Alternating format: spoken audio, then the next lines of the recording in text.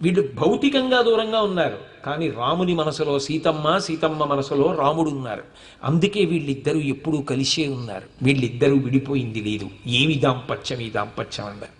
అందుకే ఇప్పటికీ ఎక్కడ పెళ్ళి శుభలేఖ వేసిన జానక్యాహ కమలామలంజలిపుటేయాహ పద్మరాగాయితాహ న్యస్తారాఘవమస్తకే చ విలసత్కుంద ప్రసూనాయితాహ స్రస్తా శ్యామలకాయ కాంతి కలితాయ ఇంద్రనీలాయితాహ ముక్తాస్తా శుభదా భవంతు భవతాం శ్రీరామ వైవాహికాః అని సీతారాముల వంటి దాంపత్యం, అటువంటి అన్యోన్యత అబ్బాలి అని చెప్పి సీతారాముల యొక్క బొమ్మ లేకుండా శుభలేఖ వైరు. కంచి కామకోటి పీఠాధిపత్యం వహించిన మహాపురుషులు, ప్రాతస్మరణీయులు, అపర శివావతారం, లోకమునకు ధర్మం చెప్పిన మహాపురుషులు చంద్రశేఖరేంద్ర సరస్వతి మహాస్వామి వారు తరచుగా ఒక మాట చెప్తుండేవారు.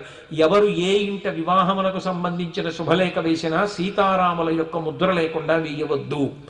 అసలు దంపతులంటే ఎలా బ్రతకాలో నేర్పిన వాళ్ళు సీతారాములే అని